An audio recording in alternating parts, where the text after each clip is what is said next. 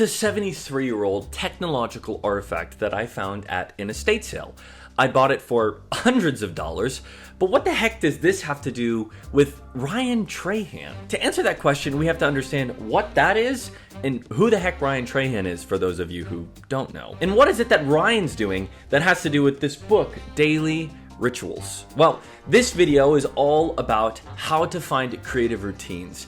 If you're a poet, if you're a composer, if you're a puppeteer, we're stretching at this point. But if you're anyone who calls yourself a creative and you want to know more about creative routines, then this video is for you. But before we go any further, what the heck is this thing? Well, this is actually a circuit board, a part of a circuit board from an IBM 701, which was first developed, wait for it, in 1952. These computers were rented out to do complex problems, and the renting value, if you were to equate it to today's dollars, was $100,000 a month to rent these supercomputers to do different computations. If you zoom in a little bit closer, it almost looks like a circuit board, but we'll get back to this a little bit later in the video. But now to talk about Ryan Trahan and how he relates to this book. If you haven't been watching, Ryan is doing a series called 50 States in 50 Days. In every single video, he has different rituals or routines that he does. And in that structure, he has things like his morning routine,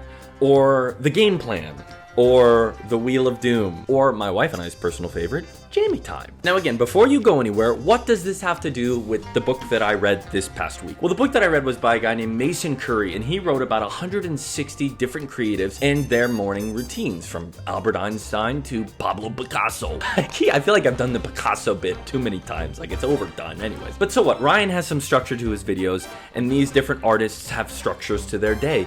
But what does that actually mean for people like you and me? But the thing that happens when you have a creative structure is that it actually makes it so that you can create more. I've got a photo here. This is a path that has been walked hundreds, if not thousands of times.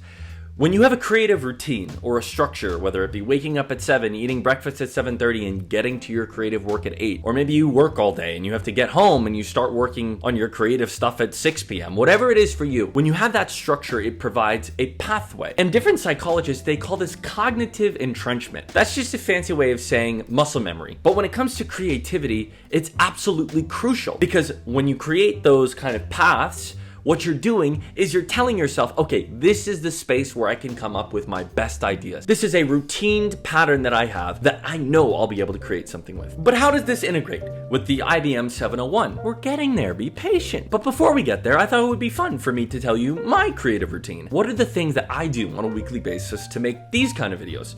And then after that, we're gonna talk about how Ryan Trahan connects with this IBM 701. Okay, so my creative routine looks a little something like this. Okay, so it starts with me frantically typing, finishing on Sunday or Monday morning, then walking out to the couch, doing a little dance, getting really happy the fact that I finished, and plopping myself on the couch and just reveling in the fact that I finished another video, relaxing and just doing my thing. And then I check the time, and it's Tuesday, and I go, oh, geez, I got plenty of time. Don't need to worry about this at all. And then I give myself time to overthink all the existential thoughts I have on a weekly basis. And ooh, I look out the window, I look for birds and such, and then I check the time. And I look, and it's Thursday. But don't worry, it's fine. And I look out the window again, and then I decide to take a nap. And I'm hanging out, and I end up waking up in a stupor, confused, dazed, not sure what time of day it is. And it's Saturday, and I've only read 5 pages, and I think, oh my gosh, I have to read a book, record a video, edit a video, and do that all in the next 2 days. So I end up binging the entire book, and I get messages from my friends asking me, oh, do you want to hang out? And I consider my options, and I swiftly decline their ask to hang out. And I continue to binge the book, and then after time, I eventually get to the point where I've finished it, and I get up and I hustle back to my office, and I do a little dance again, cha-cha slide, and then I'm back at my desk, trying to frantically come up with something that is completely and utterly unattainable in the time that I have.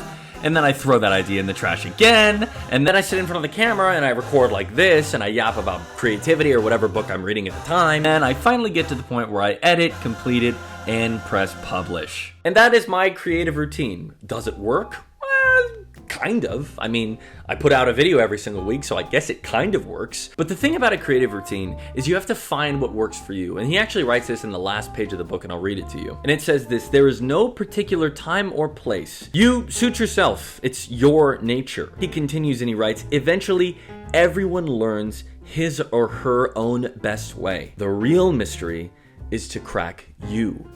So it's not so much about finding the most optimal time of day or the best place to work. It's figuring out really yourself. What works for you?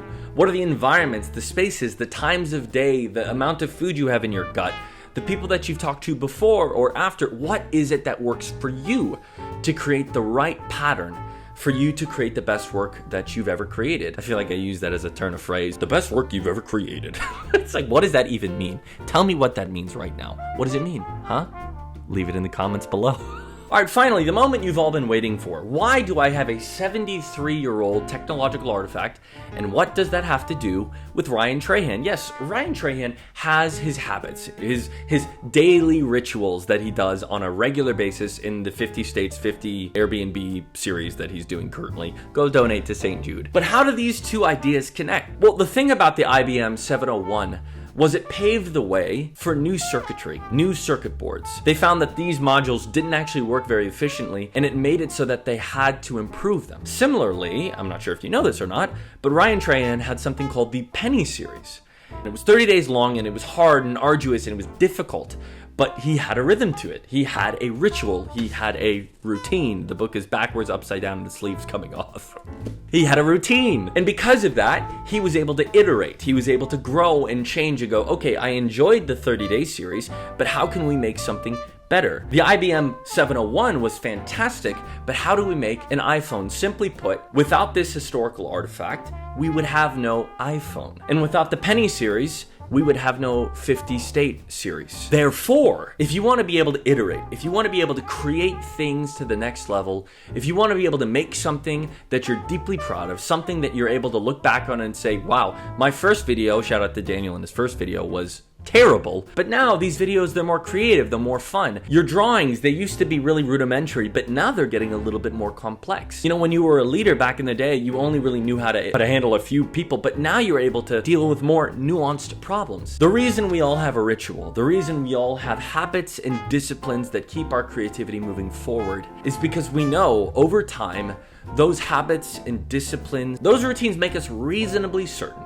that given enough time, given enough energy, and given enough rituals, we'll be able to go from an IBM 701 to an iPhone 16. I said 16 like I'm not too sure what iPhone we're on these days. I have a 13 Pro. Hello. And that, my friends, is why it matters to have a routine or a ritual. What is your creative process? What are the things that you do on a regular basis that make it so that you can create all the art that you've been working on for a while? Comment below. I read every single comment. I would love to hear what are the disciplines that you have to create. I'll see you all very soon. Hope you enjoyed the video, and I will talk to you later. Bye.